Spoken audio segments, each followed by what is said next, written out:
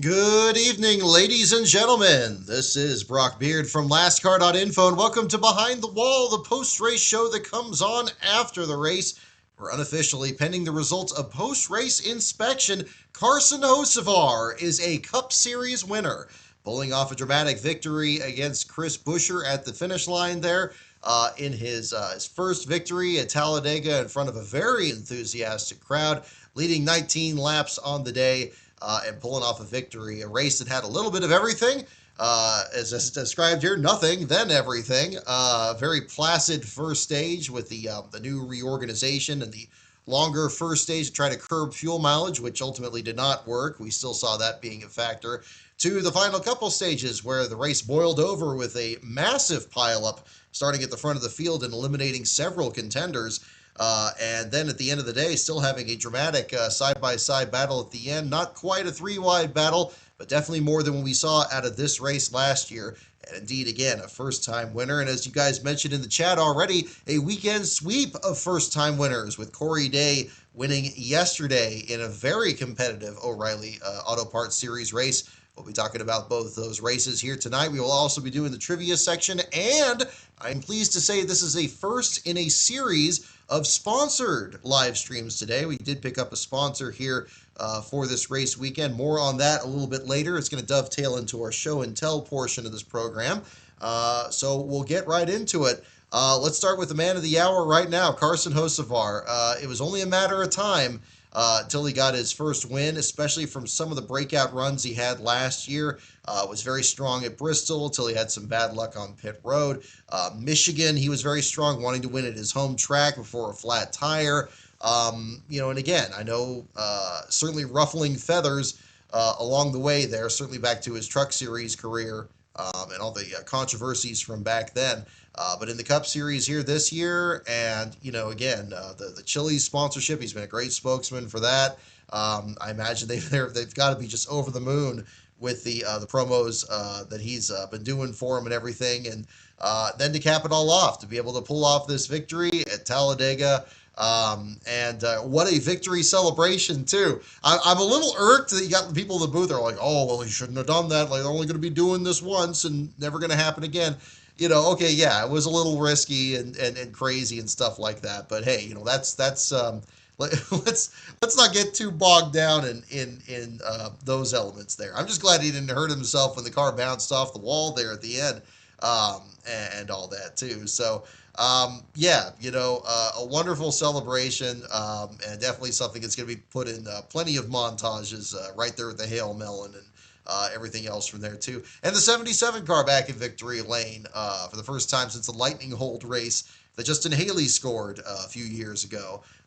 So good to see, Spire Motorsports pulling off another win, and with Hocevar and everybody there too, and especially good momentum for the team going into Texas next week, where Michael McDowell had run so well and almost pulled off the win there in that race as well. So quite a bit to be talking about here at the same time. So unofficially, pending the results of post-race inspection, Hocevar, your winner, margin of victory 114 thousandths of a second over Chris Buescher. Alex Bowman, a great run in the third spot there. Far and away, as Jimmy Little said, his best run since coming back from his symptoms of vertigo here and what's been a really rough season for him. So great run. Could have very easily been him in victory lane.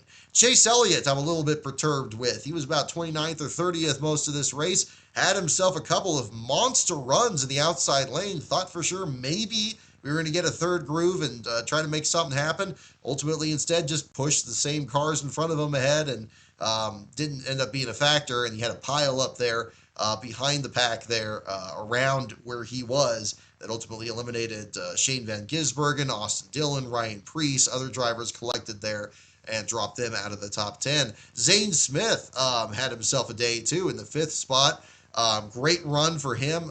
Missed the big one by the skin of his teeth. Came in for an unscheduled stop, Sterling Marlin 2001 style, and then the big wreck happens over in turn 3, escapes it completely, and salvages a great run with his team there too. Front Row Motorsports, always a team that you have to watch for at Talladega, and they were very much challenging here.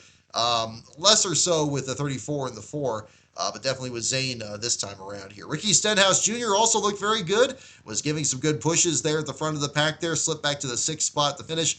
Ross Chastain with the 7th place run, good to get his season turned around a bit after what's also been a difficult start to the year for him. Austin Cindric, the defending winner of this race, in the 8th spot there, ahead of Noah Gragson. Gragson actually salvaging the 9th spot. I've been used to seeing him further back after the altercation he and Cindric had on pit road. But yeah, again, going back to Front Row Motorsports, they did get 2 cars in the top 10, and Todd Gilliland right outside it in the 11th spot there. So again, not just Zane Smith here.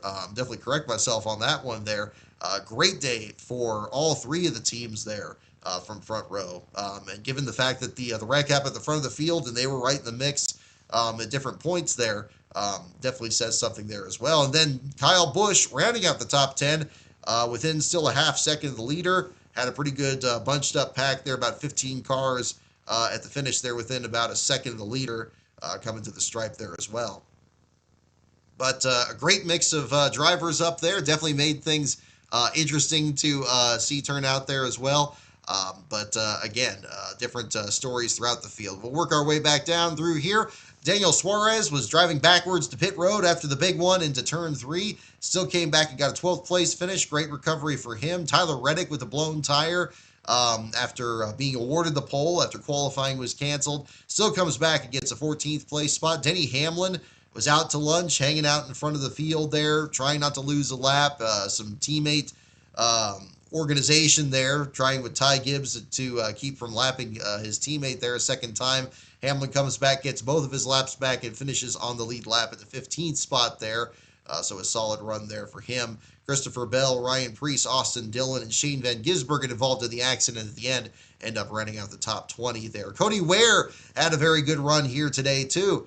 Seeing him in and around the top 10. Unfortunately, he gets shaken out the final run to the finish and ends up in the 21st spot, the final car on the lead lap. But regardless, looked very strong at points there. Not leading at certain points, but actually looking pretty competitive, at least able to potentially get a top 10. Unfortunately, wasn't in the cards this time around here. Legacy Motor Club had flashes of brilliance. Eric Jones looked very strong up there, running side by side with Hocevar and Chris Buescher and the other leaders there. Unfortunately, gets knocked out of the way there in the final laps. We so often see this, that somebody touches wheels, somebody gets turned a little bit and bounce off somebody else. They end up spinning down to the skid pad and just aren't a factor after that. But Jones ends up having to deal with a 23rd place finish, the final car, 1 lap down. Daniel Dye, surprisingly, back in the not only in NASCAR, but also making his Cup Series debut to kick off a 4-race deal with Live Fast Motorsports and the BJ McLeod effort. Daniel comes back to the 24th spot. He actually wasn't too far behind the lead back as the race reached its final laps there as well. So a decent run for him. Connor Zilic, Jesse Love, other drivers there further back in the pack. Chad Fincham lost 6 laps, mostly from damage involved in the big one there as well. But kudos to him for leading 8 laps under green during that opening stage. Yes, there was some strategy going on with the fuel mileage and the longer stages and everything. Very reminiscent to what we saw at a BJ McLeod a couple of years ago, where he would just kind of charge up to the front. But a wonderful deal. The team very excited. I believe Steve Toronto was posting video from pit road about how excited the crew was that the 66 was up front, and showing that, yeah, they're not here to start and park. They're here to race. And indeed, that strategy stayed very much through the rest of the event. When the big one started, they basically got up the track and got into the 44 of Joey Gase and caused some damage. Cut down a tire on the 66, had to get towed back to the garage area. But Carl Long and team did a wonderful job. They got him back out. Only lost, I believe, 1 or 2 laps in the garage area at the time. Got him back out there, finishing 6 laps down to the 28th spot. Given the fact that they were as low as in last place a couple of times, in and around the 39th spot there before the accident.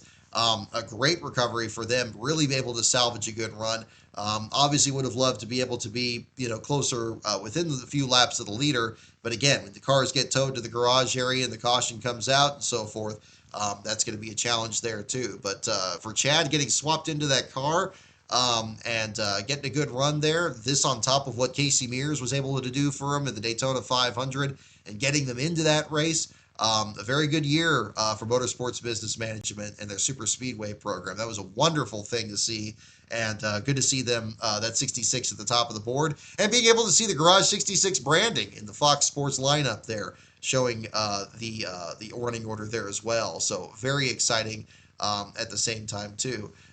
Looking further back, we have a lot of the drivers that were involved in the big accident. Started with contact between Ross Chastain and Bubba Wallace. Wallace's car looked very out of control, but very fast through the first part of the race, and indeed was spun out of the lead going into turn 3. And once he got up to the track there, crossed the nose of Cole Custer, it was just on from there. Cleaned out a good portion of the field. You pretty much had just about everybody behind the first 3 drivers that slipped through that were in some way involved, either spinning out or were fully damaged in that one, and ended up shuffling the order at the back of the field. Joey Gase had held the last spot for most of the opening laps after things kind of sorted out. A big thing that was kind of interesting, kind of tracking what happened with the 44 in the opening laps, because, of course, there was so much fuel strategy at the beginning that everybody was doing. Everybody shut off their engines after the command. Everybody was told to save fuel during the pace laps, too. It was said just as much at the back of the field as it was at the front. But when Gase was at the back of the field and the field started picking up the pace there, he was basically one of the last ones to know. And so the field just kind of pulled away from him all of a sudden. And Gase mashed the gas to try to stay up with him. But unfortunately, he'd already lost the draft from Michael McDowell in front of him in the 39 spot at the time. And that ultimately led to him losing a lap and then a second lap after his pit stop. And he was pretty much back in the order at that point. A frustrating deal for him and the New York racing team. But in this race, unlike other tracks we've seen these last few weeks, with a record low amount of attrition in these events, the last 5 races had the fewest DNFs of any stretch of Cup Series races in the sports history. Having this event here where you had this big accident there, and even with Gase and Fincham being involved in it there, Gase able to leapfrog there and finish the 30th spot, 11 laps down to the leaders there, but salvaging, again, an okay run there as well. Still not the run that they would have wanted, but again, a better run that they were going to get from how the race started for them. And that leads us to our last place finisher, which would be Kyle Larson, collected in the first part of the accident there, was right up against the outside wall when both Brad Keselowski and Bubba Wallace were right in front of him. They just nowhere to go. Completely damaged his car. Looked at first like the 5 team was going to get back out there. They had the hood lifted. The onboard camera was still working. But soon after, NASCAR confirmed that Larson was out of the race. And so his first last place finish in a Cup Series race since 2022 at Daytona. We do not count the one at Watkins Glen last year, even though the results show that. That one should still be credited to Connor Zilisch for the did not start, since he actually qualified for the race, consistent with the other races in the past there. So it has been a while in that regard there for the number 5. Unfortunately, Talladega has, of course, been a track that he's struggled at many times, running out of fuel, battling for the lead last year.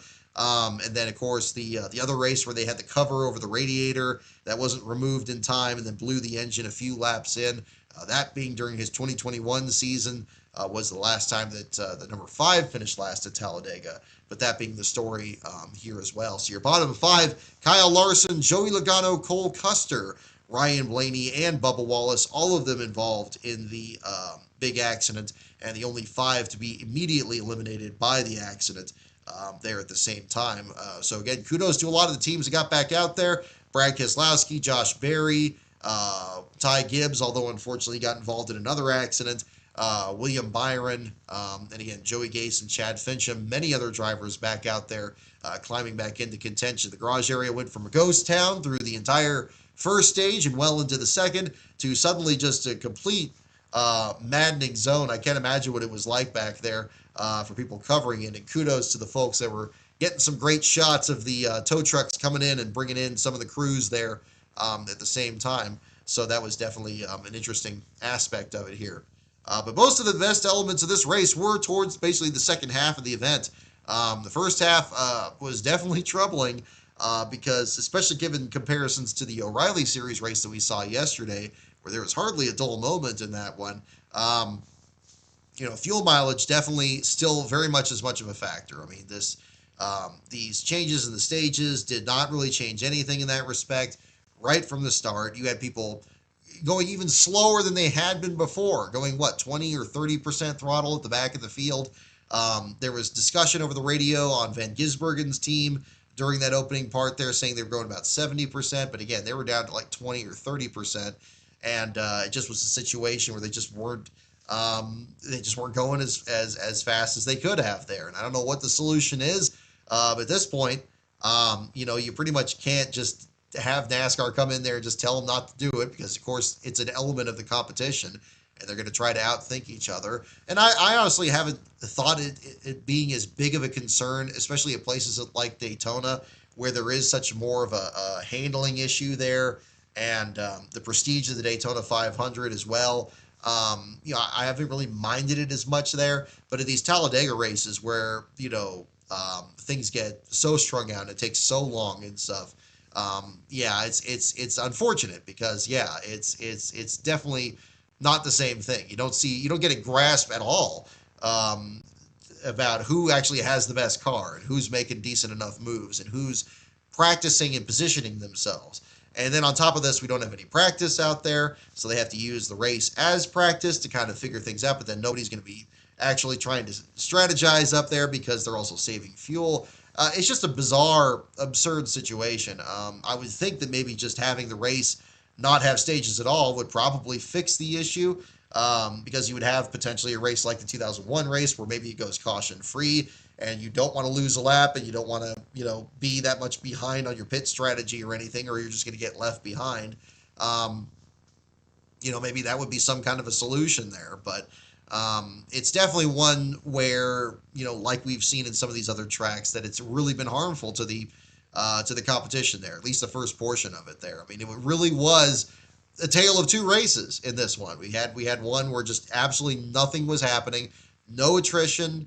And again, good to see that, the drivers, they don't have to tear up everything all the time to make it entertaining. I'm not saying that, but at the same time, just running as conservatively as they can. I don't know what the solution beyond just getting rid of the stages and bringing back full race runs would do for it, because I don't think they can rule their way out of this. I think this was a pretty good example of that just being the case there. So, things settled out, things worked out in the end there. We had the same elements we have in every Talladega race, where you got a big field clearing wreck, you got surprise contenders up front, you got multiple restarts at the end when other cars are falling apart and blowing tires and hitting the wall. The second half of this race was everything that you would have in a typical Cup race there. But it's unfortunate, and the thing I'm concerned about to a certain extent is that this is going to give rise to a lot of people saying that these races should be shorter, which I completely disagree with. I still think that, especially in the Cup Series, the length of the races should be part of the challenge. What's been missing is, again, because of these stages there, that distance, that ability to stay on the lead lap and stay in touch with the leaders through an entire 500-mile race, or whatever the distance may be. That is part of the challenge. That's what makes it separate from what we have in the O'Reilly Series or the Truck Series and so forth. So I would hate to see this go away because of some gimmick that's put in there to try to have cautions at certain points there too. And the cautions themselves, I'll get into the O'Reilly race here in a minute. For as good as the O'Reilly race was yesterday, I was watching on tape delay as I was out of the house there at the time. The cautions for the stages were both between 12 and 14 minutes from the moment that the previous stage ended to the moment of the restart, including the commercials and everything else and fast forwarding through it. 12 and 14 minutes of that. That's absolutely absurd. It's worlds apart from, and again, I know people don't like comparing things to stick and ball sports, but that's where this was inspired to be brought into the sport, so it's fitting here. But I mean, imagine if you had a 12 or 14 minute break in a football game or something like that. I mean, that would be basically your halftime show, really. It's not the same as like have 12 or 14 minutes between each play, or each flag that gets dropped or something like that. It's insane. Certainly the size of the track is a factor in that, and having pit stops and then wanting to show pit stops and all that. But it's absurd, and you can have the same situation on the road courses. I can't imagine how much longer they are there as well. But that's another part that needs to be looked at a bit more critically here at the same time. And I don't know what the timing was on the cautions here today, but it seemed like at least as much in that same situation there too. So we'll see. But yeah, a little bit of everything. I mean, when I say this is like the greatest Talladega race ever, no, I wouldn't say that. I mean, a wonderful moment. I'm happy for Hocevar. Great victory for him. And there were some good moments there towards the end. But in terms of the quality of the overall racing, I mean, it's still very much a work in progress for the Cup car. And this is where we got to go into the O'Reilly Series race, which in comparison was an outstanding event. My goodness. Coming back and watching that one, just exhilarating racing out there. Even when there was some chicanery going on with the impeding penalty that came up there on the back straightaway, where you got Justin Allgaier and Carson Kvapil and others trying to make it difficult for other cars to get up there, and you got Jesse Love literally cutting left and right 3 or 4 times to get through the pack there. That was exhilarating too. The penalty was certainly warranted. And I'm glad that they're taking that more seriously, because that could have very easily been an accident there.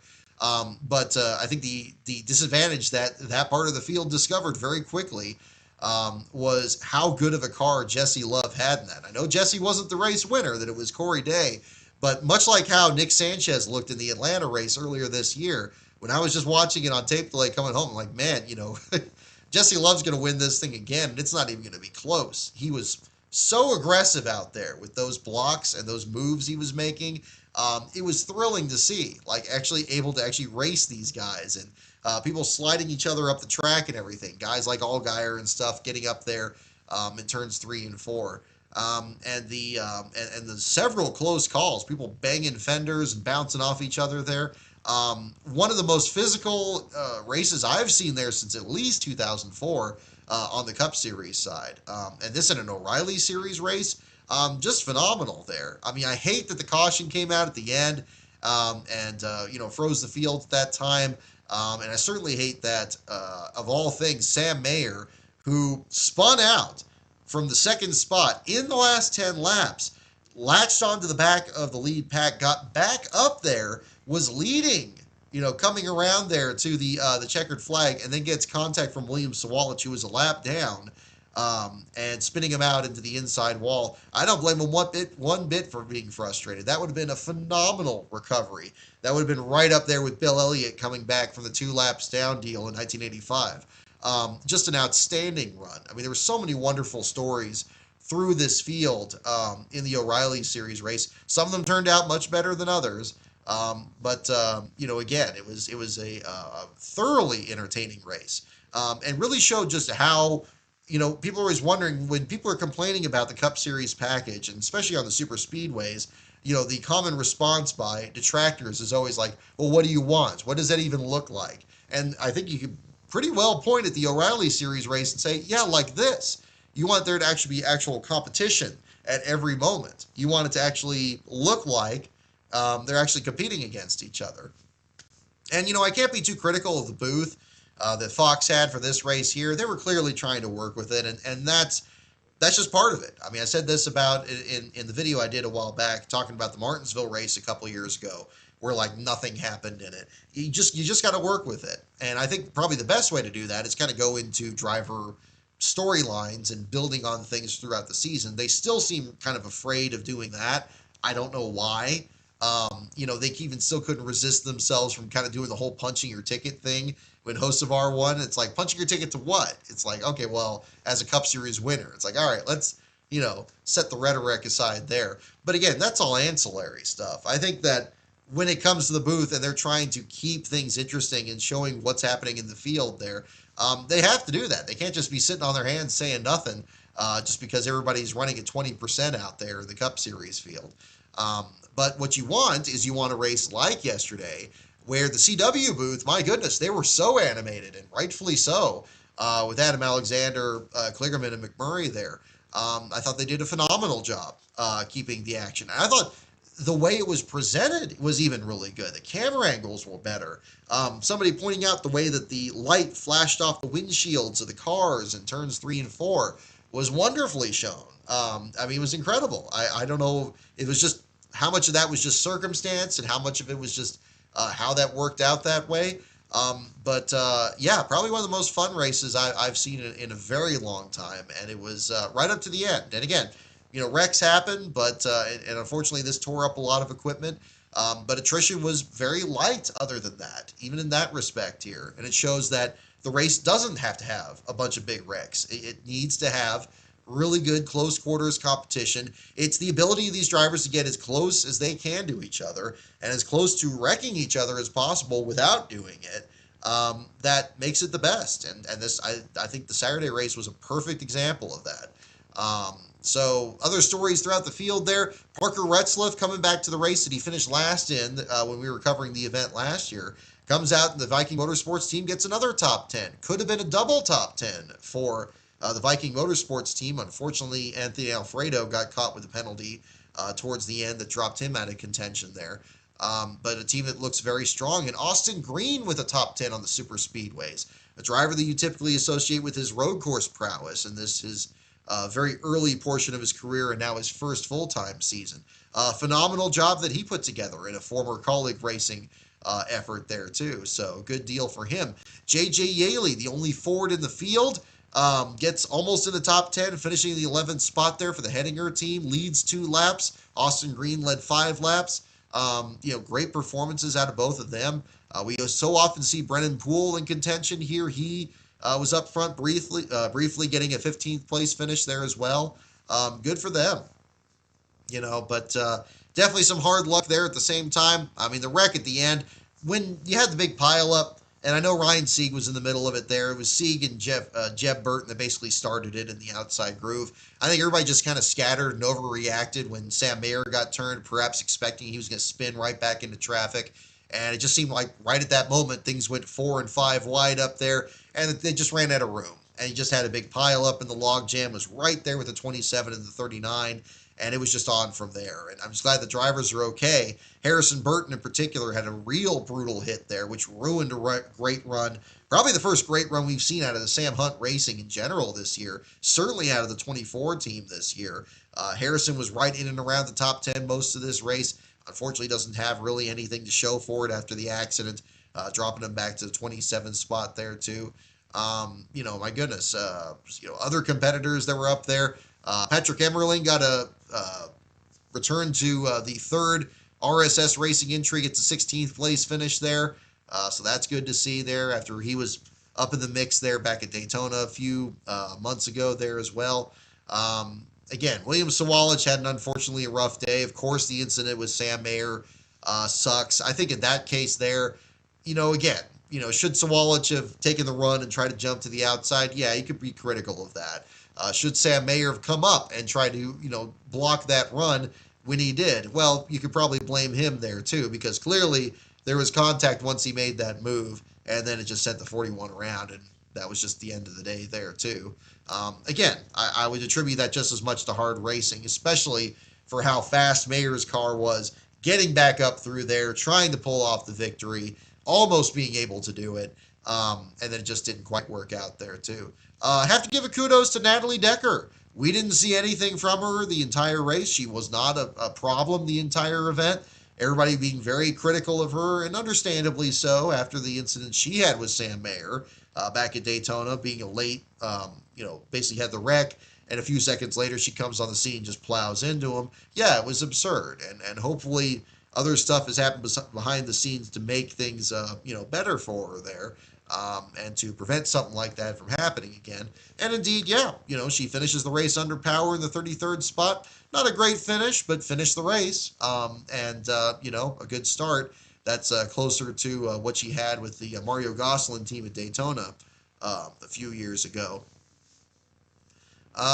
Opening laps of the race ended up being determined very quickly with an incident on the back straightaway. Dr. Patrick Starapoli turned into the outside wall by I believe it was Sawalich again there too. So again, rough deal there just in general. Some days you're just the windshield, and definitely at a track where Sawalich had been injured last year, there's probably some trepidation there about that too. I don't know how much of a factor that had into it, but maybe you got to consider that at the same time. But the doctor slammed the outside wall there, bounced back into traffic, right into David Starr, and also spoiled Tyler Ankram's O'Reilly Series debut, damaging the nose of his car. and Ankrum and Staropoli end up being laps down there by the end, just kind of limping around the track, especially the doctor's car. I was amazed they got him back out. When I watched it on tape delay, I thought for sure, it's like, okay, well, I'm going to be writing a 48 article this time, and ultimately was not the case. Your last place finisher was David Starr, who was collected in that incident, got back out, cleared the crash clock there, but unfortunately an overheating issue, dropping him out of the event after 14 laps. And the number 42 finishing in the last spot there, the O'Reilly race. That article already posted on lastcard.info if you haven't read that already. Cup Series article will be coming up here later tonight after we get the results from post-race inspection. But yeah, again, I thought I love that it didn't have to have a bunch of wrecks. You had a lot of people that were still in contention. It's unfortunate that things got tangled up there at the end, but that's just going to happen when you got the trophy hanging in front of everybody and everybody's just that much closer to the leader. You hope that it's not always going to be a big wreck, but the potential is always there. And yeah, I thought it was just a phenomenal race, and I'm going to end up repeating myself too much about it, but yeah, great deal. Jeremy Clements, 5th place finish, got the fastest lap bonus too. Great effort for them. I mean, that's a team that really wears its heart on its sleeve there when it comes to the super speedway races for how good they've been in a lot of those events. Of course, winning Daytona a couple of years ago. Yeah, great thing to see. Dean Thompson right up there too in the 6th spot. He was in and around the leaders all day. Again, would have been up there, with his teammate, with Harrison Burton. Just didn't shake out that way. But again, he's become a more comfortable presence in the top 10 there too. So some great performances throughout the field. Yeah, Brent Cruz. I'm seeing mentions Desert Fox. I see you mentioning him as well. Cruz getting the 2nd spot on this one. Phenomenal. From what he went through too, he was bouncing off of Taylor Gray. I thought for sure was going to damage a fender or cut a tire down. He had the incident with Sawalich entering pit road where he got glanced off of there on the entrance. I thought there was going to be a right side left on that 19 car. But, between this and that great run he had at the Truck Series race on the Roval last year, yeah, I agree. He's going to be really one to watch. And once he starts winning, it's going to be a real challenge. And this O'Reilly Series is phenomenal. I mean, it is great racing out there. And this leads us very neatly into one of the other news stories from this week. The Nothing Burgers were very big this time around.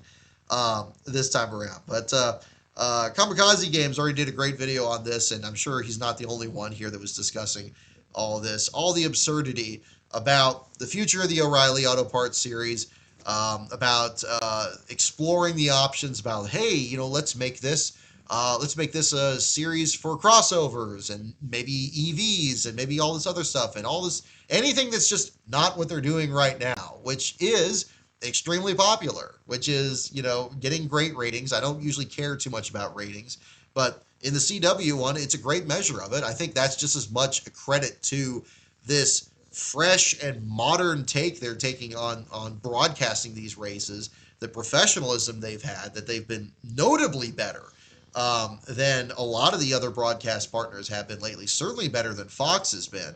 And all the way down to little things like the starting grid music. I would love to get a track of the starting grid music they use because it's just so catchy. I would just bang that in my car, man. I'll tell you what. I think that's a real credit. So you have a great series that's put on great racing. They got the numbers on the car in the right spot. The racecraft is much more similar to what the Cup Series used to be. And you don't have a lot of Cup Series guys running in there, so you have its own identity. It's really the best thing going on.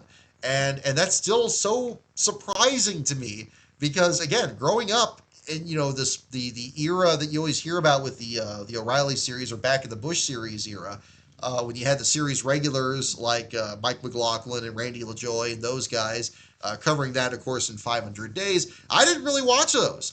It didn't really interest me. I would watch those races if they were at a big venue like a Bristol or a Talladega just because I liked those tracks. You could race anything there. But for many years, I wasn't really that into it. But now, I wouldn't miss an O'Reilly race. Like, even this one here where I was out of the house, I was like, the first thing I want to do getting home was see what exactly happened in that race, especially from a lot of the traffic and seeing it on social media here too.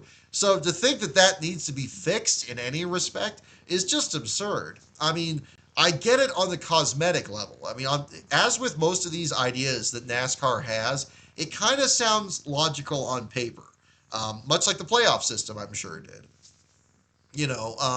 I get it about the fact that crossovers are everywhere, that they all look the same. So, I mean, getting them into a racing series wouldn't be too difficult because, again, whether it's going to be a Nissan or, a Chevy or a Ford or whatever other brands are out there, getting a common template or something like that's probably not going to be too difficult.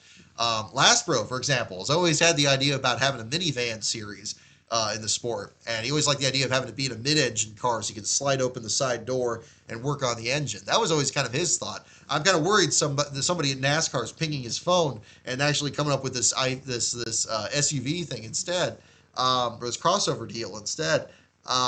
It's absurd. I mean, I don't know what that would look like. It would be kind of crazy. I'm hearing the excuses about, okay, the O'Reilly series doesn't have enough parts and equipment and the old Car of Tomorrow stuff to keep going. It's like, why wouldn't it be easier to make more of that than to start from square one and build something from scratch? I mean, I and I'm sure many of you don't really trust what NASCAR does when it comes to coming up with something from scratch. They're just going to come up with something that's going to be like the next gen car, which has not been a universal success, which is still getting modified and fine-tuned and trying this and trying that. And it's unfortunate that we're trying to rebuild this device instead of just starting from scratch, or starting from an older version, going back to the a previous evolution of this, rather than continuing down this road. It's like, let's just admit that we're on the wrong road, turn around and go back to the split and take the right direction there. That's what kind of needs to be happening. So I share the same the same surprise that it's even being entertained, and we knew that this was potentially going to be coming. I mean, not anybody's necessarily surprised by this because, I mean, as we talked about on the show here about those electric cars, they didn't make those for fun. They didn't just make those cars and spend God knows how much money to build these cars and say, oh, well, we just did this for fun. We're just going to do burnouts and drive by all these banners for the ABB company and all these other partners that were part of this program. And it's just for fun, haha. It's like, no. They're thinking down the road. This is what their position was with the next gen car. It's like, we're going to kind of overdrive our headlights here and say, this is the direction cars are going to be. We're going to go ahead and just jump to that. And then we'll catch up there and it'll be great once we do that. And then they're just thinking the same thing with these EVs and stuff.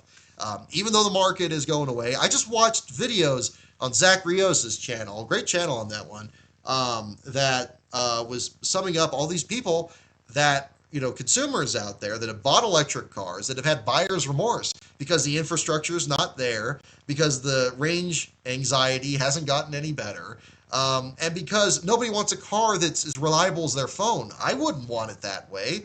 I mean, it's just crazy. I can't imagine having to deal with all the screens and all this other stuff there.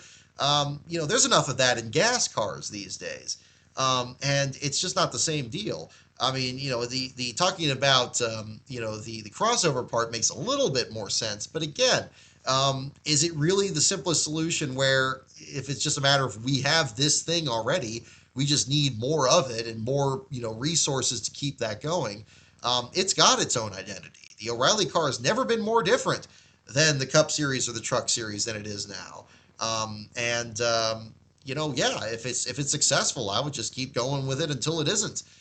It'd be one thing if it wasn't successful. If the O'Reilly Series was in its position right now, that maybe it was in the late 2000s where the Cup Series guys were dominating it, and because the cars were too similar to the Cup Series cars, I could see people arguing like, okay, maybe we could explore having just a completely different format. The Cup guys aren't going to be used to it, so they're probably not going to run them as much, and starting from there. But we're just not there in this point.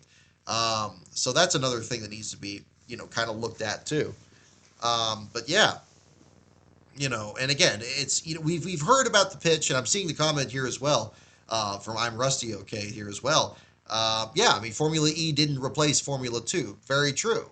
Something like that conceivably maybe still does exist, but it doesn't replace the series that are in there. But the comments that we got this week from the folks over at NASCAR there was a bit more targeted and start to talk down the O'Reilly series and seemingly to gaslight us into thinking that that series isn't nearly as popular as it is. When it is, it's the best show each week.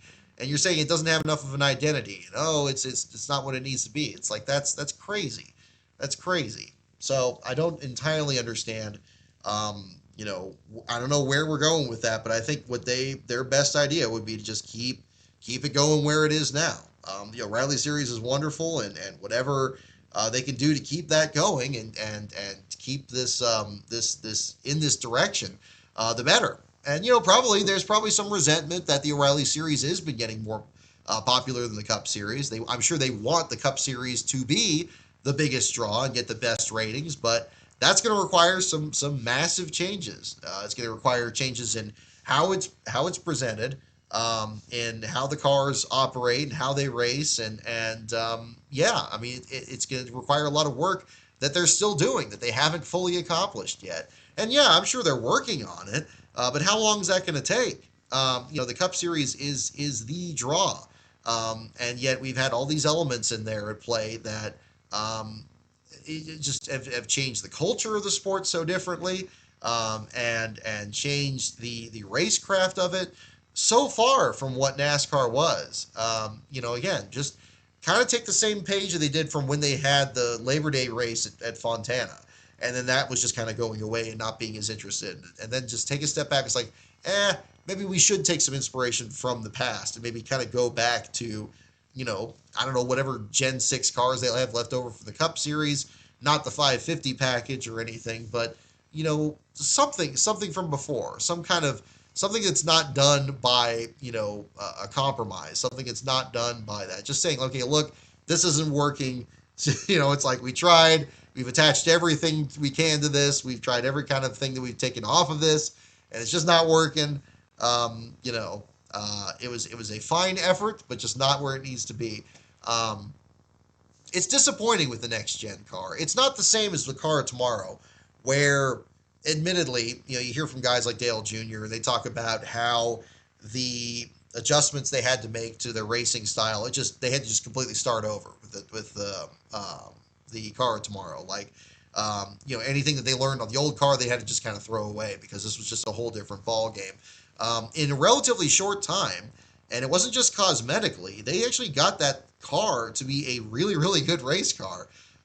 And certainly a very fast car, great competition. By the time we got to 2011, 2012, when they got rid of the splitter braces and they got rid of that stupid wing and they got all that together, they had something really interesting. And then they tried to overcomplicate it with the Gen 6 car, and then the racing wasn't as good again, and they had to kind of go back and dig their way out, and it just wasn't the right direction. I don't know how far back we need to go. I mean, Lastbro kind of jokes about talking about bringing back older body styles in the sport. Like, just, why can't they look like a Chevy Lumina did back in the day? It's like, well, the OEMs aren't going to want that because they want to market what they're selling now. And what they're selling now is what, crossovers and all that. And that's why this is getting discussed too. I certainly understand why that's getting brought up. But, I've seen discussions about this. I forgot who posted it. It wasn't my own thought, but somebody else posted this saying that, maybe the direction should be, again, separate and apart from the OEMs. Maybe it's just to have it be back to a racing series where the fundamental elements are there that are dated back to what the OEMs would produce, but not having it be so wedded to what they're doing. Maybe they're just no longer on the same path anymore. I mean, obviously the car market is very different now from what we see in trucks and SUVs and crossovers and all that. It's not gone away entirely, but maybe they're just not reconcilable differences. I don't know what the result of that would be, about what exactly would be lost. Of course, you got technical partners like Toyota and TRD that have put in a tremendous amount of resources into the sport and a lot into the sponsorship of it as well. It would be rough to lose that as well. but it's something to just at least be considered. I mean, try to figure out, yeah, what's going to be, who should. There's always going to be some influence that's going to have more power over the direction of it than everything else. And if they're steering everything this direction, which maybe is something they want but doesn't create good competition, then yeah, I mean, again, maybe they do their own thing and NASCAR does theirs. I don't know, but it's another thing to look at too. So hard to say. Hard to say. I'm not going to pretend to know the answer on that. I mean, it just seems like these are conflicting interests there in the same time. So we'll see what the deal is. Which leads us to another story from this past week here too. The age old. I mean, again, we always have this kicked over and over and over again. Oh my gosh. Can you believe that people think that NASCAR drivers are athletes? And oh my gosh, it's like, oh, it's not like these sports. These guys aren't athletes. They're just driving in circles. And we fall for this over and over and over again. And I don't know why we do this. But I know, well, I mean, I know part of the reason why we do this. Because we got some of these pundits out there that just pretend like they know everything. Like, oh, it's like this guy said this. It's like, okay, well, he doesn't know what he's talking about. Why can't we just say that? Oh no, now we're going to make a big thing out of it. Oh, I'm going to invite you to the track and you're going to see that these drivers are athletes and that'll show you. It's like, this isn't a movie. Like, come on. Like, I get the response to it here.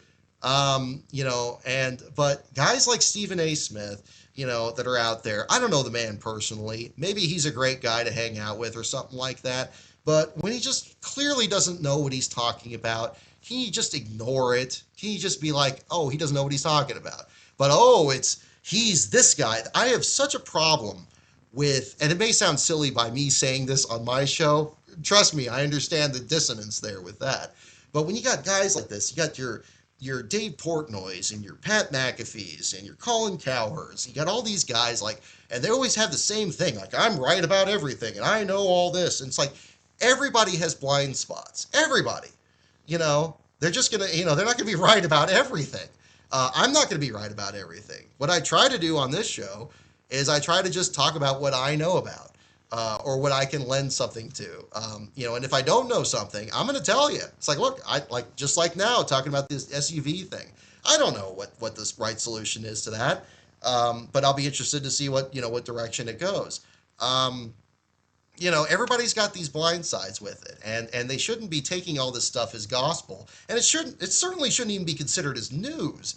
But I know that's what punditry is. You just pop off and you kind of do that deal there too. So, I guess the best you can do is just compete. I think that these days, what's good about, the era like now is really, the barrier between what's on TV and what's here on the internet is really slim.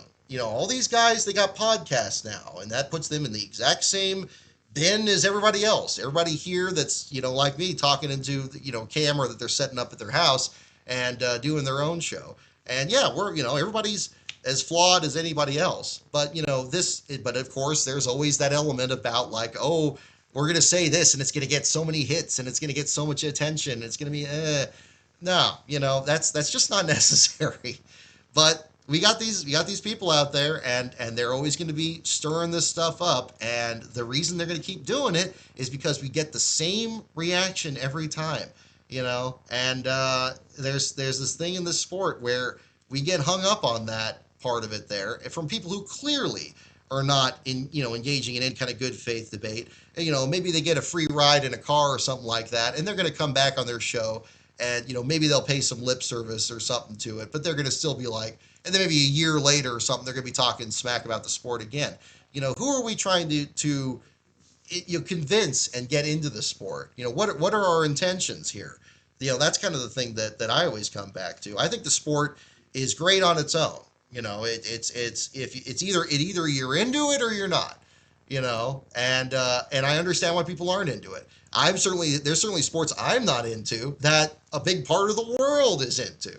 But that's just the way it is. And that's my blind spot. Maybe if I had understood it better, that would be another part of it. But I think, what I try to do in my own experience here is like, look, if I don't know something, I'll try to learn about it or hear about it from either you guys or somebody else. And I think that's a big part of it. And I just don't know how common that is, elsewhere. I'm sure, there's others that do the same there at the same time. But it just seems like that's not the norm in this clickbait, just it's just lame stuff here about going back to the same debate, same tired old thing that we always hear about the sport and fall into the same stereotypes about the sport from all these years. You know, there's so many people I hear that have never been to a race before that when they go, if they're, even if they don't know any of the drivers' names or where the tracks are or something like that, they just go to a race, they figure it out or they don't. But most of the time they see it's like, okay, yeah, this is pretty cool. Like maybe I don't understand it, but this is pretty neat. I mean, you got the sights and the sounds and the smells and the history and the sponsors and the teams and the drivers' personalities and the fans. And today was a great example of it here with Carson Hocevar's win. No doubt that footage of Hocevar's celebration is going to get played everywhere. Yeah, that's a big part of it. And I think in this sport, we need to be okay with people just not getting it and just like, okay, well, they just don't get it. And then we just ignore them. And the people that what we should be focusing our attention on, again, a system based on success and not failure. The people that want to know about the sport, the people that want to learn about it. Somebody that's going to be popping off and saying that, oh, it's just them driving in circles, we're not going to convince them otherwise. They'll come to the racetrack and just poo-poo all over it too. But if somebody is actually interested and they want to be involved, that is where the focus should be. And and there are people like that out there. We talked last week about the Emp Lemon video and all the people that have been brought into the sport by the work that he's done there, by taking a large overarching theme that does not require you to understand the sport, but can be intriguing, a good hook that kind of gets you into the story and understanding, okay, maybe this isn't part of it. And then maybe that person watches a race. And I hope they do, because hopefully they get into it and then they start watching stuff like on my channel or something else, which is geared more towards people that already are interested in the sport in that sense. And that's the good part of it too. So, again, we'll see where that goes there at the same time. So, yeah, don't want to go off on too much of a rant there, but I've already done that at the same time here too.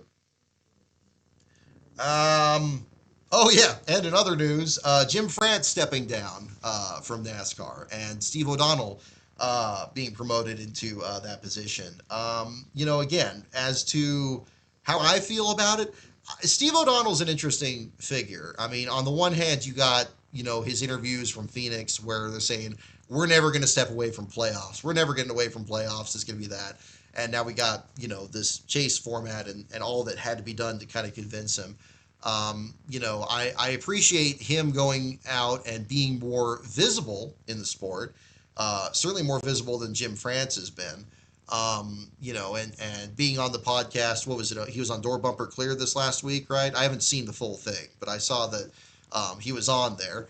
Yeah, and again, having somebody that maybe is more engaged in that side of it, yeah, I mean, maybe that's something else that could help. I think changing some things around would help. I mean, I know it's still within the same nucleus of people that have already been involved in some of the bad decisions, like during the Steve Phelps era, like during the Brian France era, and so forth. But again, I'll give anything a chance, really, at this point. Again, maybe during this process, somebody else gets brought into the system that maybe else is also going to help out. Ben Kennedy's involvement, of course, in the sport and others in that position, getting moved around and so forth. So again, I'm not despairing really about Steve getting in there. I mean, I don't really personally have too much of a problem with him. He seems like he's a pretty stand-up guy. I haven't interviewed him yet or anything like that, but I've been present for some of his press conferences, and he seems responsive enough to things. Now, I don't know what's going on behind the scenes and what they're actually doing with what they hear from everybody. But again, that's part of a larger issue that I think we're all dealing with in this sport at the same time. But clearly, after what happened with the lawsuit and the direction it was going and things really looking not very good on their side, and I know this lawsuit got got settled. So we never really got to see, how much damage there would have been, or what else would have come of the lawsuit if it actually went to an actual verdict, if it actually went to the jury. Um, but it's clearly there had to be some kind of a change there, and I think that it was a good time for it, for sure. I mean, the next best time would have been probably right after that lawsuit there, but maybe the dust still being settled after we heard what the settlement agreement was really kind of still getting processed as the season started. Maybe that just wasn't the best time for it there, especially since he was party to all those proceedings and everything. But I think that was it's worth a try. I'll give the man a shot. It is going to be a departure because it's of course not somebody from the France family involved that's going to be in that position, and that's a big difference too. Obviously the sport, going through Big Bill and Bill Jr. and Brian and Jim. And yeah, now this direction here, it's gonna be different, much like it was when Mike Helton came in and stepped into his role with NASCAR as well. It's worth a shot. So again, I wish him the best of luck. Hopefully, we are on the right track with things, but I think with the news we've heard about this discussion, however serious it was about the direction of the O'Reilly series, yeah, there's definitely some messaging things that they need to figure out here at the same time. So we'll see what the story is there too. So I'm going to step away for just a moment here. I think Badger is just outside the door, so I'm going to go ahead and grab him. We'll be back. I'm going to do the sponsored segment here in a little bit, and it's got a little bit of a show and tell element to it, and we'll do some trivia and any other questions you guys have from this week. We will cover that as well. So stay tuned, folks. We'll be right back in just a moment.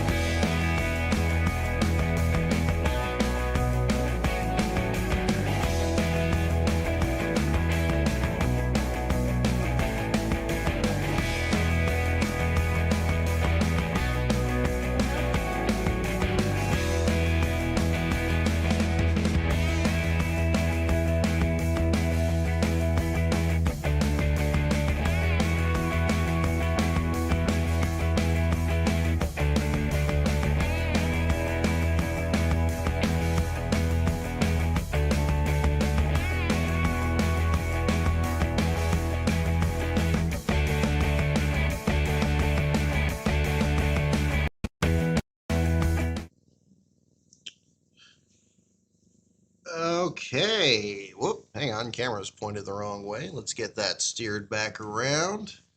As you can tell, we got the trivia music in the background. Let me see if I can mute that track. Okay. Okay, good. We're back. All right. Whoop, and my audio input's only on that one level. What the heck? Can I fix that?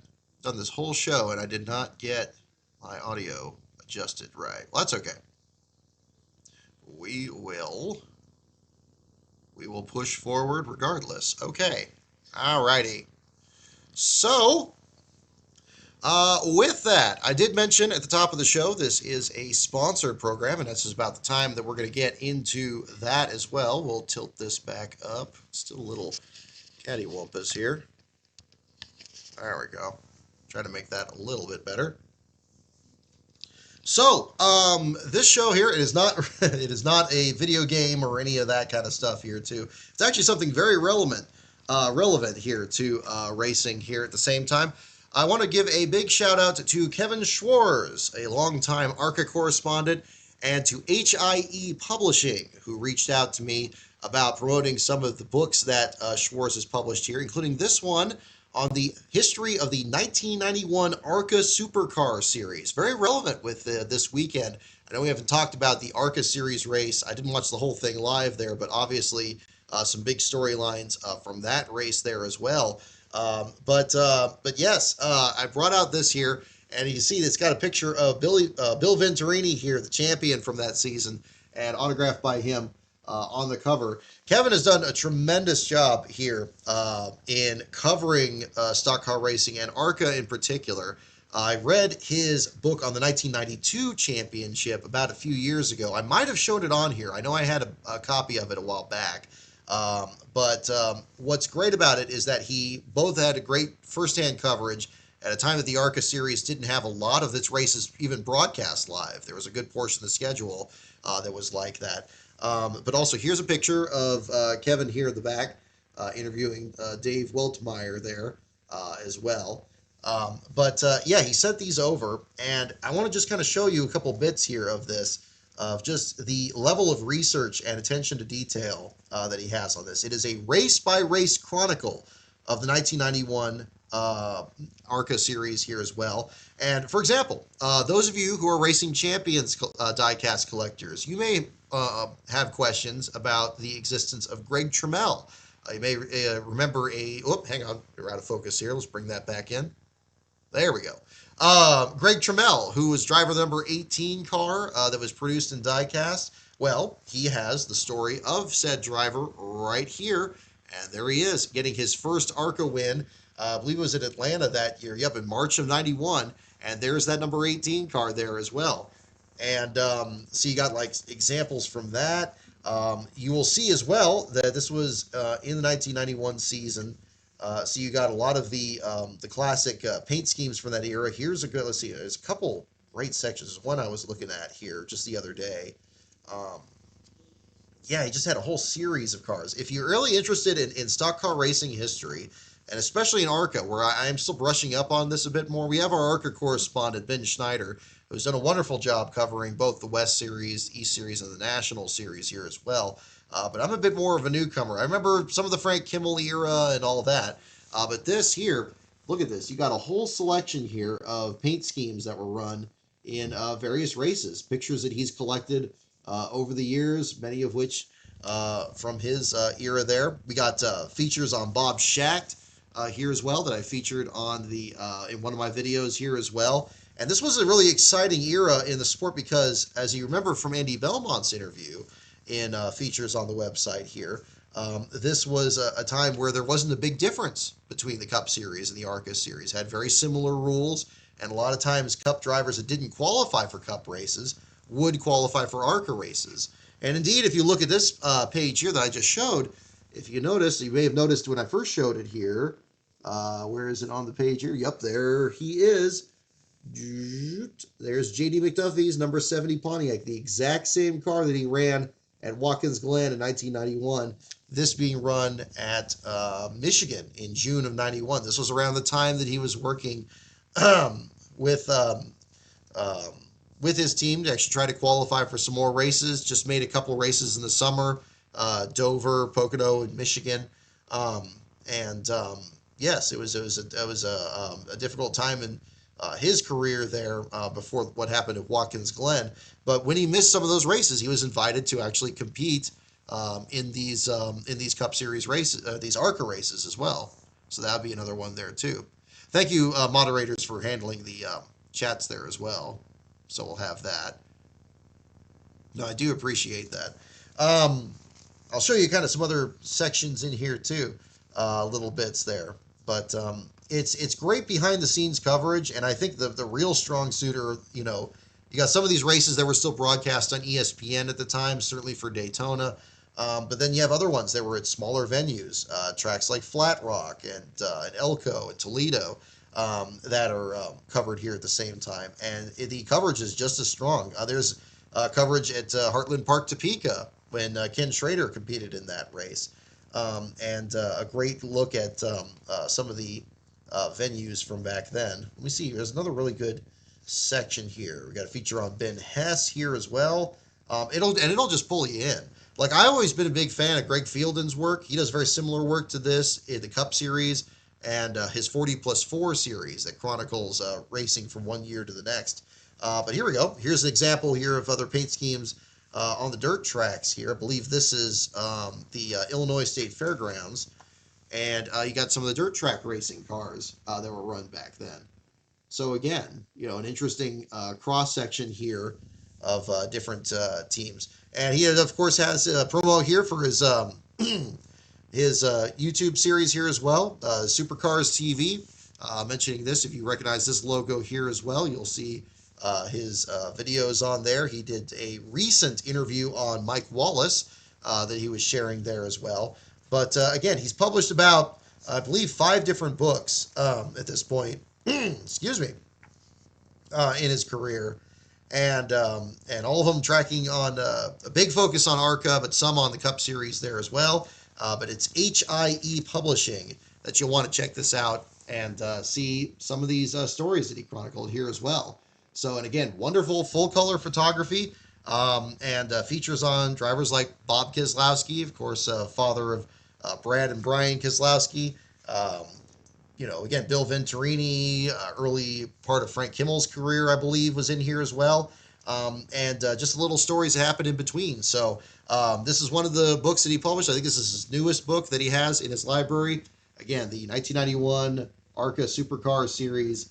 And again, HIE Publishing here as well. So if you Google that, you will find more details on that. And I will be featuring other books from his library here in the coming weeks here as well. So big thanks to Kevin Schwartz for sponsoring this stream and the next couple of streams here, and look forward to future episodes where I will go into that as part of our show and tell segment here as well. So we're going to go ahead and go into our trivia portion here of the show. As before I do that, I'll get into Beast of Metal's super chat here from earlier. Big thanks to you for that as well. Mentioning here this for $10. Thank you very much for the super chat here. I think this race provided evidence of there being a sweet spot regarding the field size and ideal super speedway racing, which seems to be a theme of the next gen. A tiny sweet spot in an ocean of aerodynamic waste. Ooh, that was well put. Interesting distinction there as well. Whoever decided this was a good approach to race car design should be fired, as well as anyone who decided to push for such a direction. I don't think we get here without intent or high level. But I have a feeling that if anyone is ever going to lose their jobs over the next gen, they already have.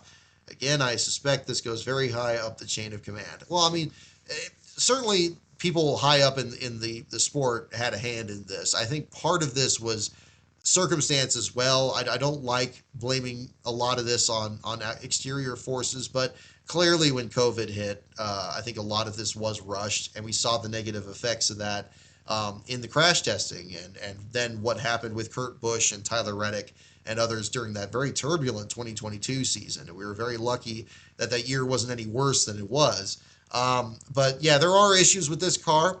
And as you pointed out, yes, I mean, this was a race today that showed that something new about this car that we didn't know. That, yeah, when there's a smaller pack out there, it seems like it puts on a bit better super speedway racing with large packs. everybody's just kind of locked up in a traffic jam. They can't go anywhere, and the racing product suffers.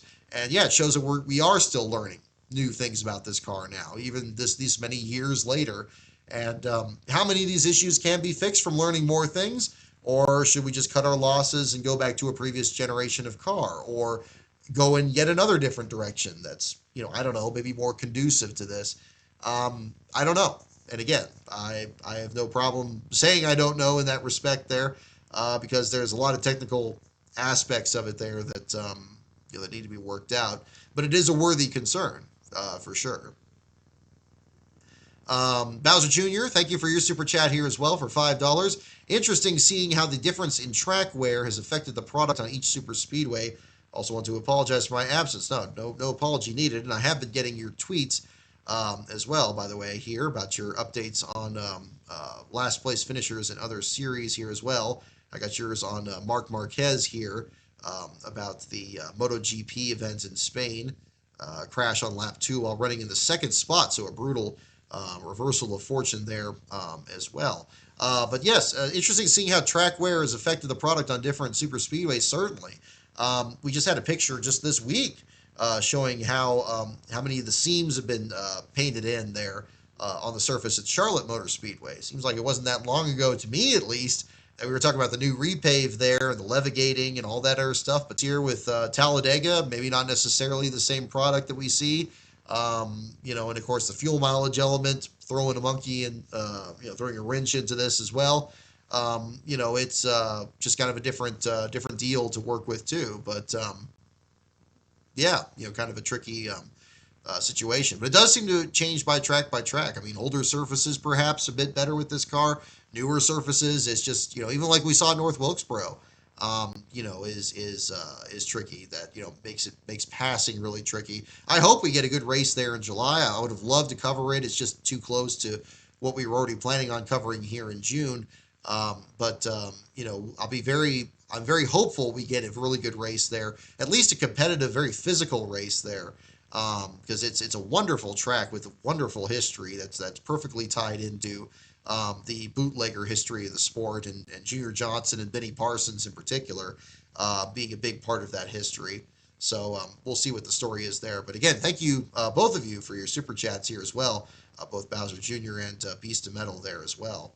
And again, thank you to our moderators for moderating here as well. Hopefully the chat wasn't too out of control there. I did see we had a couple of things popping up there, but I appreciate you guys taking care of it. When I'm in mid rant and I'm flailing my hands around here, it's sometimes a little bit hard to click a button here at the same time. So that would be another one to do at the same time.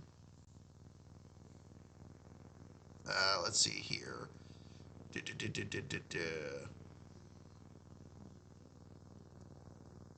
Let's see. Bros in here shilling EVs. What do you work for, Tesla? No, absolutely not. No. But no. I mean, it's one of those things. It sounds like it should be on paper, but again, I think in practice, it's just not going to work, and it's certainly not going to work better right out the box than what they have already. What they need to do is they need to just shore in what they have at this moment with the O'Reilly series. It's got a great racing product. I would hope that in at least the near future, their transition is like, okay, well, wait a minute. This is the kind of racing we want to have in the Cup Series. Why don't we just have these in Cup? And then if they want to turn the O'Reilly series into some kind of EV crossover thing, I guess they can do that. I still don't think that's the greatest idea, but maybe that would be better than the next gen car. I mean, maybe think of it that way. Maybe it's just starting over again, and maybe having something else and running in that series. I mean, I don't know how you guys would feel about that, but if we had the O'Reilly series become the Cup car, put more horsepower in it, and put more funding in it to keep those cars running, and just continue down that path, and then let the O'Reilly series be, the second tier, be kind of their weird experimental thing. I don't know. I mean, it would suck on the top of it there, because of course you got Dale Jr. saying that he doesn't want to be a part of something like that, and that should ring very big alarm bells, given the fact that he's got basically a 5-car team with basically the best team in the sport, certainly among series regulars out there. That would be a massive loss if they were not involved in whatever they did. Again, maybe something gets turned around there at the same time. So we'll see. We'll see. There's got to be something like the O'Reilly series needs to be in Cup and also the O'Reilly series. So maybe you've just got to just copy paste it, and maybe that would be the best solution. But I don't know how much. It's a matter of getting everybody on board for it, and I'm not going to pretend to understand how that happens. So maybe that'll be something that gets worked out there too. So with that, we'll go into our trivia portion here, and we do have the game pulled up. So let me get the window a little bit bigger, and we get the sound back. All right. And yeah, I don't know why I didn't change my audio input on here. So I do apologize. The audio is a little bit tinnier today, but that's another part of this at the same time. Robert Presley, yeah, that would be good. Do we have a 77 here? Let's see if we do. We'll do the classic here. Oh, I gotta get the mouse activated. All right, we'll do one. Let's see what we got here. Do we have a 77 car for Hocevar here today? Let's take a look-see. Kind of clicking right through here. Nah, we don't have the 77. Oh, that's too bad. We got Petty. We got Earnhardt Jr. Yeah, Hocevar, it would be great if we had Robert Presley or Greg Sachs or something like that in here, but it looks like we do not. If you guys recommend in the chat which avatar you'd like for this one, we'll just kind of do a quick straw poll here and see what you guys would like here. Should do Robert Presley and Mike Skinner. Skinner, maybe. Maybe that would be good. Another guy that never won a Cup race, but you got somebody pulling off one.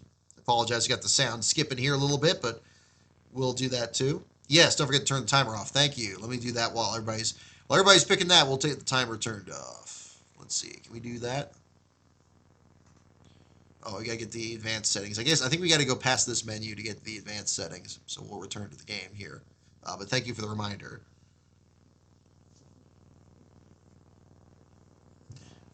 Dale Earnhardt? Oh, that would probably be good. We should probably do Earnhardt because the Intimidante kind of looked like it. You thinking that, guys? Maybe we can do that. Dave Marcus? Nah, Marcus would be good too. But I don't see him on here. We got some good ones. We got Ernie Irvin. We got Kenny Wallace. We got Chad Little. And then we got a few bonus ones here with Richard Petty and Junior's Busch car.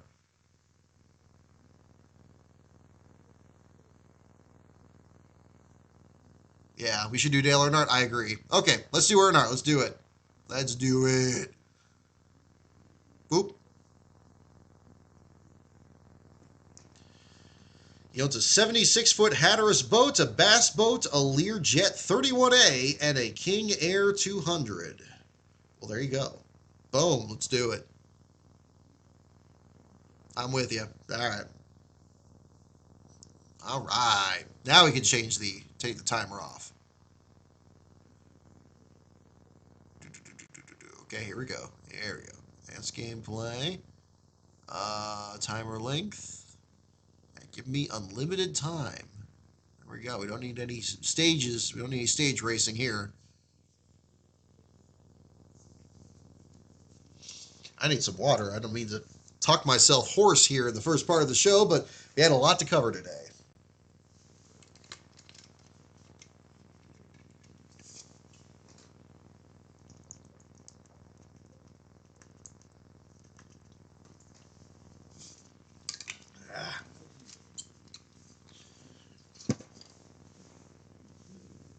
Alrighty.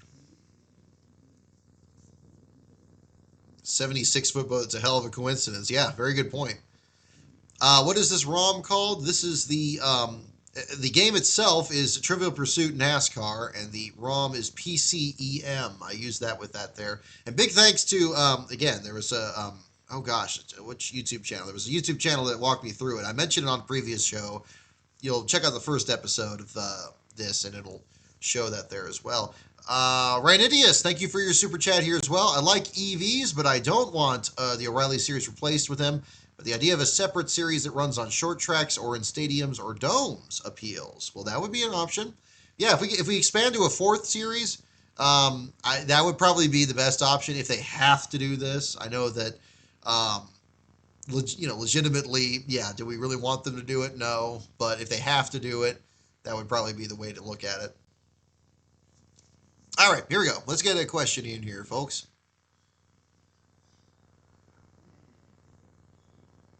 Start with tracks. How about that?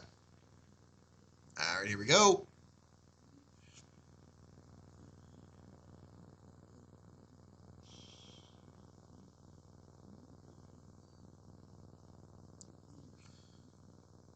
Oh, there we go.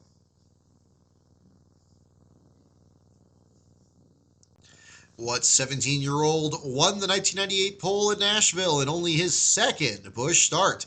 Casey Atwood, Matt Hutter, Dale Earnhardt Jr., or Mike Dillon?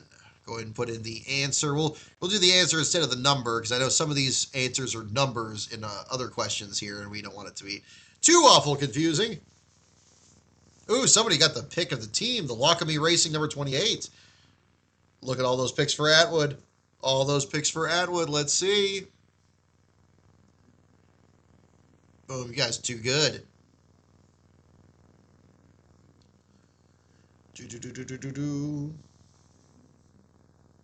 let's try to get this. Let's try to get this. All right.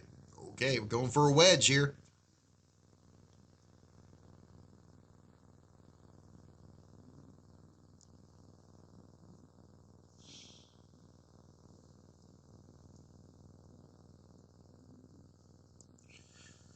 Alrighty. You heard him. What term describes whether tires point inward or outward viewed from the front? The heel, the toe, the ball, or the arch?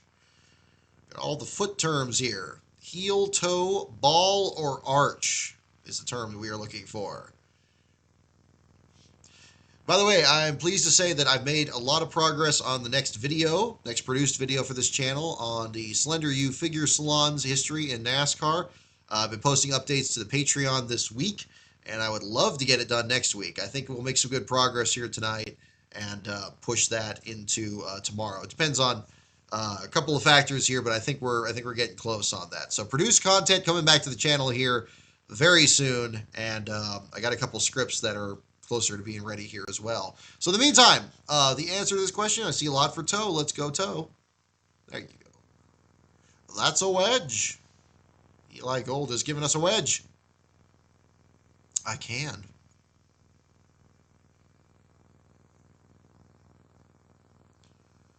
Okay, we got a lot of the roll again ones here. I guess we'll just do a roll again.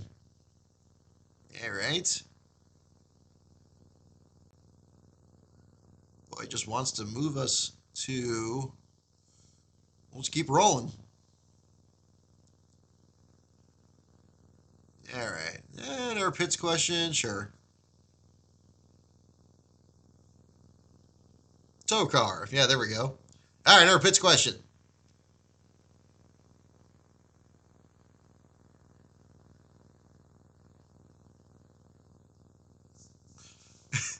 And look at this. Perfect example. We got the numbers, and now the numbers are all out of order for 4 options.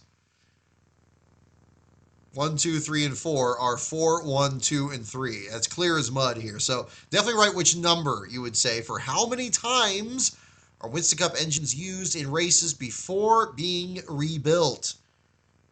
Is it 4, 1, 2, or 3? 3, 2, or 2, 3, or 2, 1? Do they have to scramble all of them up? That's a peculiar thing with this game, is it has been doing that. Depends how much money the team has. Very true. Very true. 3, pick 2. Is it 1? I'm seeing, okay, now it's going to be really confusing. I see 1, I see 2, I see answer 3, which is 2. 3, pick 3. Picking 3 of this. See, this is where the timer would absolutely screw you up. Why is 4 on top? I don't know. Why does it just be 1, 2, 3, and 4? Like, why is that not necessary? This is the trolliest of questions.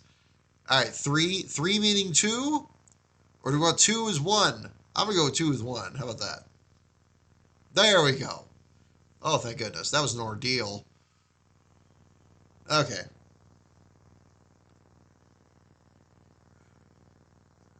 Oh, here we go. With this purple one back here. Oop.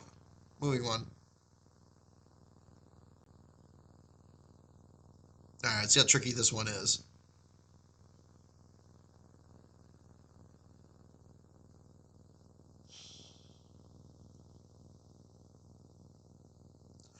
Oh my goodness.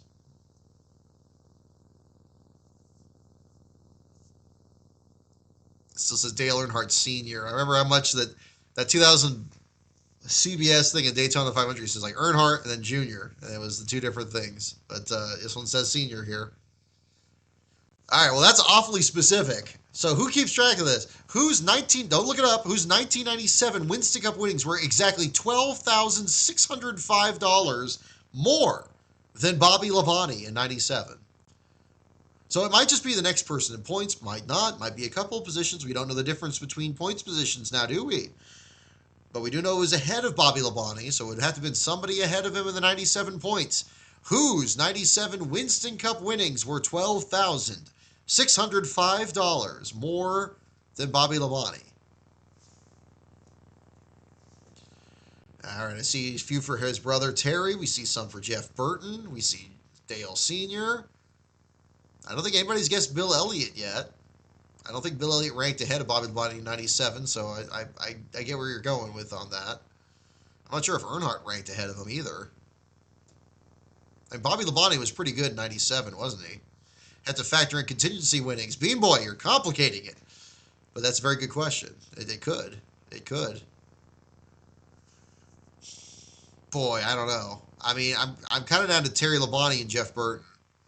I think Burton would be ahead in 97. But 97, he won his first two races. But Terry Labonte, I don't remember how good Terry Labonte was in 97. Because he won the championship in 96. And I know he'd really fallen off in 98. I don't remember how he was in 97 besides the second place in the 500. I'll go with Burton. Oh, it was Terry Labonte anyway. Bill won most popular driver. That could affect it. That's true. That was a tricky one. Trying to rationalize that one. I couldn't quite do it. All right. Let's try to get this other wedge here. Teams. Sound ding, ding, ding, dings. Jeff won 3 races, 97. Okay, well, there you go.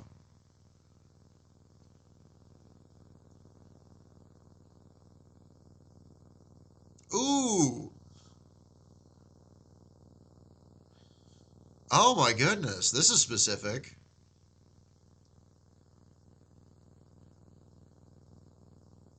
GM Good Ranch. All right. As this computer glitches out a little bit more, we'll go and go through this. What sponsor's team completed the first Winston Cup pit stop on Japanese soil in January 1998? Completed the first Winston Cup pit stop on Japanese soil in January 98. January 98, I mean, they had the other road course exhibitions by then in 96 and 97. They didn't do pit stops in those two? I would have thought they would have. But I guess and then in January, usually the races were in November, so they did a test session? Or like a different, I mean, maybe like the thing we saw last winter where we had the exhibition out there and they had like just practicing it. Can't hear the computer? Uh-oh, we're not getting audio from the game? Uh-oh. I hear it on my end. You guys not hearing it? Oh, I think the audio dropped. Hold up. Can you guys hear that? It's really low. It is low. I see that.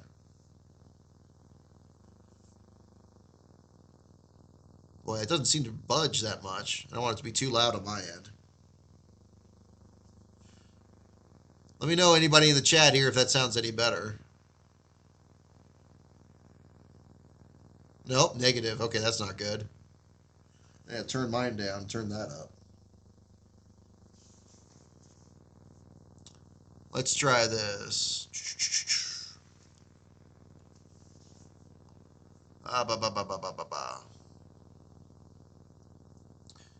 Hold up. Okay. There we go. How about that? There we go. This is the input I should have changed earlier. Does that sound better? I see the wave pattern is higher. Can't hear the glitching game. Don't hear it sounding like pit road air guns hitting lug nuts.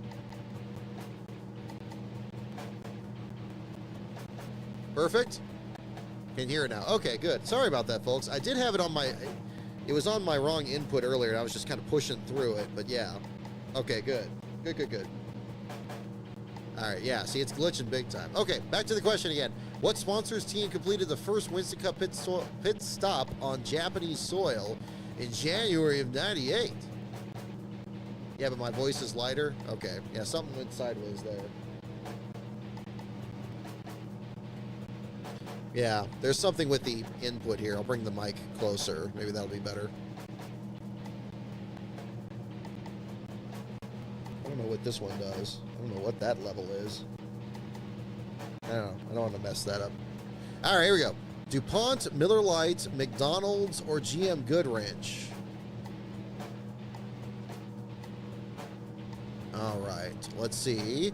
I don't know. It seems like this would be an Earnhardt thing. Go Goodwrench. GM Goodwrench. There we go. Now you've got a wedge from this category. All right.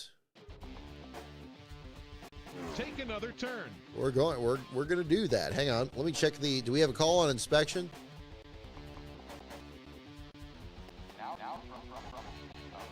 Oop, hang on. Hang on.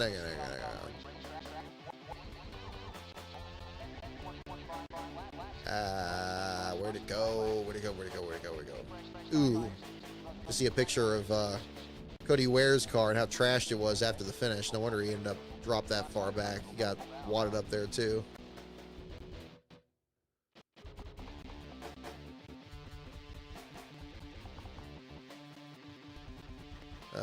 Let's see.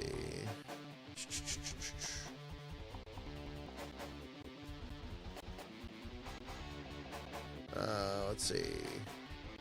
I don't see a call on this yet.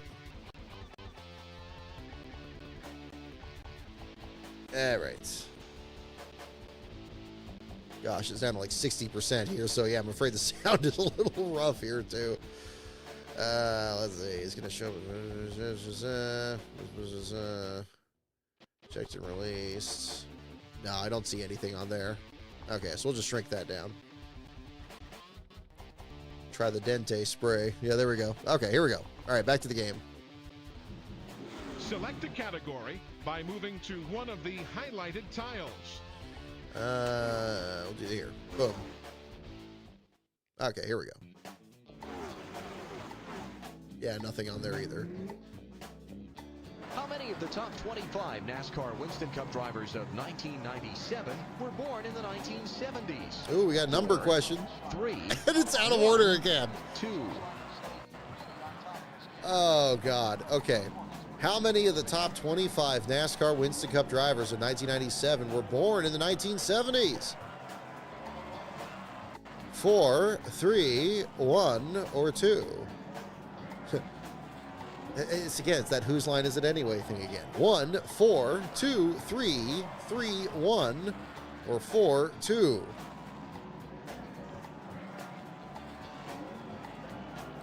How many of the top 25 drivers from 1997 were born in the 70s? How many indeed? Now there's a time capsule.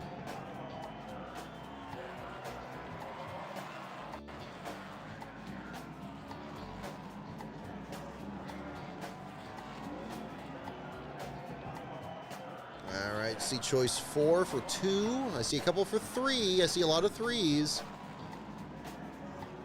Let me see a couple for 4. Irwin is 1 too. Yeah, there you go.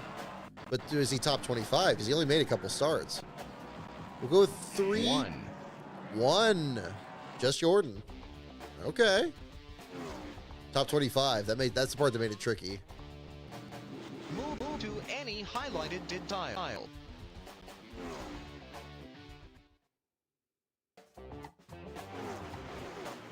I think we're doing okay. The sound is a bit better than it was earlier, Death Killer, but thank you for checking in. 1999 Winston Cup driver was the 1991 IndyCar winner at Surfers Paradise in Australia. Mark Martin, Mike Skinner, Joe Nemechek, He said it. Andretti. He said the Nemechek. Right on. He said it the way he always did. What 1999 Winston Cup driver was a 1991 IndyCar winner at Surfers Paradise in Australia? Mark Martin, Skinner, Nemechek, or Andretti? Got a nice picture here. Terry Labonte celebrating the championship in 96. You got Earnhardt here. In the background, I can barely see. I see a Motorcraft Quality Care. So I got a Dale Jarrett driver picture here. I don't know what this is over here.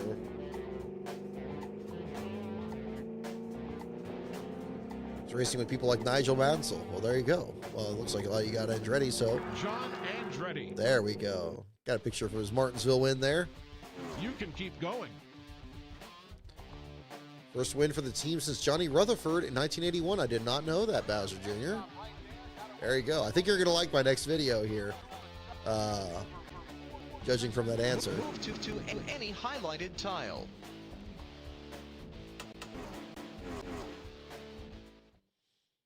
All right, we'll just do a couple more questions for tonight here, folks.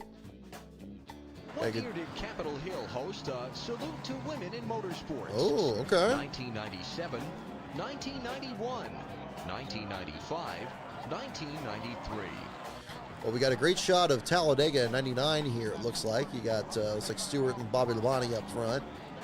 And you got, looks like Brett Bodine here, and Schrader, maybe. Darrell Waltrip back here. But all right, but what year did Capitol Hill host a Salute to Women in Motorsports? 97, 91, 95, or 93?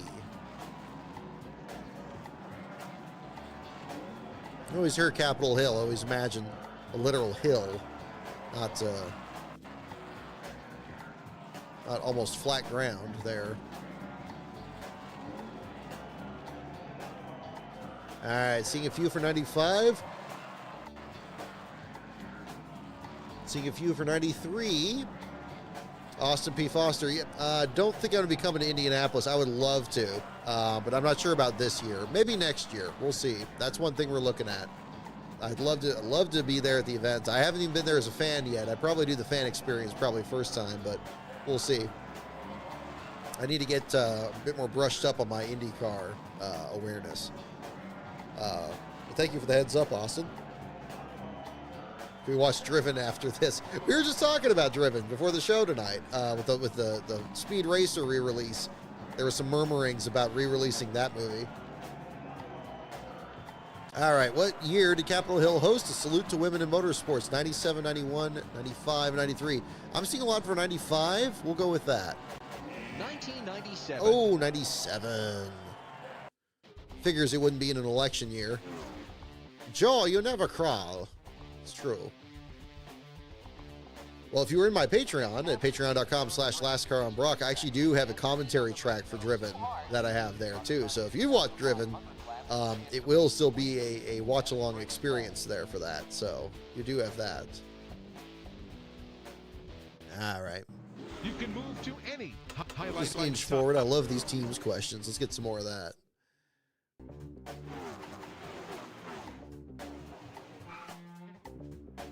Who drove the Pennzoil Pontiac in 1997? Steve Park, Mark Martin. Hey, wait till the second term? Johnny Yeah, Benson, that is surprising. Kenny He had other Roberts. priorities. None of those were election years. That's true, actually. That's a good point. Yeah, I was just thinking, like, oh, okay. Well, that makes it even harder. That makes it even harder. All right, who drove the Pennzoil Pontiac in 97? Was it Steve Park, Mark Martin, Johnny Benson, or Kenny Irwin? And a lot of you guys are too good. You guys are too good. You all picked Johnny Benson, and you guys were right. Roll again. Select a category by moving to one of the... Another team's question. Carson's mentor, that's right. We got What Chad oil Little and company Tony sponsored Stewart. Rob Moroso's successful rookie season? Citgo, Shell, That word Exxon, successful is carrying a lot of weight. Petroleum. But I mean, it's accurate. It's one of those. It's true, but not accurate. I mean, yeah, it was. He did win. He did win Rookie of the Year, but certainly under awful circumstances. But what oil company did sponsor Rob Moroso's successful rookie season? Is it Citgo, Shell, Exxon, or Crown Petroleum? Yeah, it's not the most used. I mean, it's you could say that, but it's certainly under the circumstances, it's not. Yeah. It's just an awful story, you know. But if you remember one of his nicknames, you do know the answer.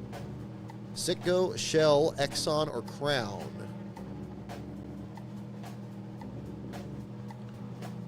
Oh, we have a call on the inspection already? Okay, we'll check that after this. Crown Petroleum. Crown Petroleum is indeed the correct answer. Take another turn. Let's see. Oh, you know what? Here, we do this. You have to take care of the brakes at this racetrack. You can't lean on the brake pedal. Got to take care of the brakes. By the time you get down to the 500th lap and the chance to race for the win.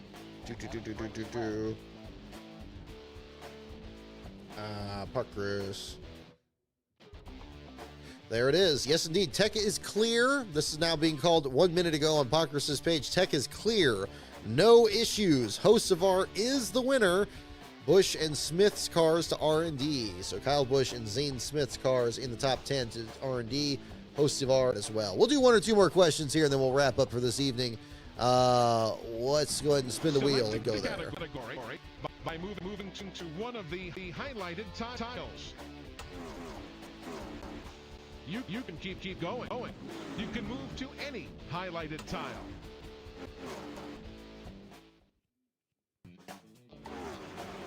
Carson Hocevar win diecast is a reality. Yep, absolutely. For the first Congratulations to the Hurricane. NASCAR Rookie of the Year. Ooh. Ned and Dale Jarrett, Donnie and Davey Allison, Jeff and Ward Burton, Lee and Richard Petty. All right, folks. Who were the first relatives both to be named NASCAR Rookie of the Year? Was it Ned and Dale Jarrett, Donnie and Davey Allison, Jeff and Ward Burton, or Lee and Richard Petty? The first relatives to both be NASCAR Rookie of the Year. A little bit of a distribution here. I see Allison's, I see Petty's. I see Allison's and Petty's show up more often.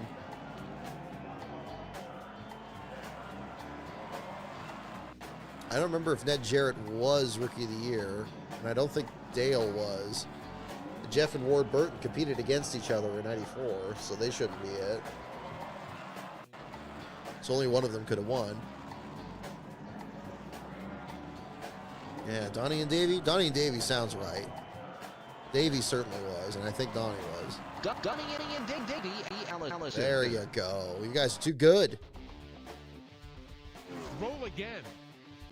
All right, we'll do one more question here, folks. To any highlighted tile. Let's go with Pitts to wrap things up. Oh, the rookie wasn't given out to the late 50s. Well, there we go, Beast of Metal. Good catch. What decade saw the introduction of the race-safe fuel cell? Ooh, what the decade? 1960s, the 1980s, the 1970s, the 1950s. Okay, what decade saw the introduction of the race-safe fuel cell? 60s, the 80s, the 70s, or the 50s? So if it just said the year, that would probably be a bit more challenging. Got pictures here of Bobby Labonte and Mark Martin, it looks like. We got Stewart on pit road here. Looks like maybe Mike Skinner, maybe Jeff Bodine, maybe Michael Waltrip. Kind of hard to tell here. Tough call. Tough call. Rooney Mac going for the bonus points here. The year of Vietnam, the helicopter fuel cells were adopted. There we go. Let's see. I think you guys are right. The 1960s. There you go. You guys are too good. Of course, yeah, the events of 64. Take And then another afterwards. All right, maybe we'll do one more. That one's a little bit too easy. Select a category by There, let's do a wild card. This will be the last one. All right, here we go, folks.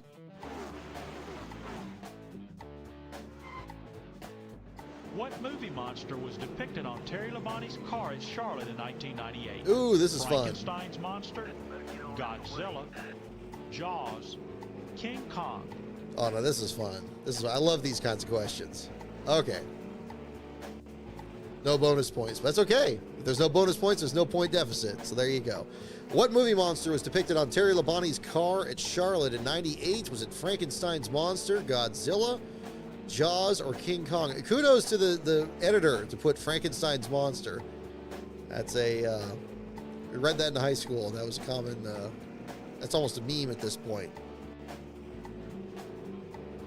Is that the race with Batman in the pre-race? I don't think you know, actually, now that you mention it, yeah, 98. Yeah, 98 Charlotte race. It always seemed like the August Michigan and the fall Charlotte race had a lot of special paint schemes. But yeah, I think that would be the same one that had the Batman the Joker thing. That's a good catch. Well, Batman was Bill Elliott. He had the Thunderbat. I think Thunderbat was 97, I want to say. I think. He did the Mac Tonight one in 97, but he did that. Gosh, or was that, or maybe that was 95. Maybe that was for Batman Forever. I'm trying to remember when the Thunderbat was.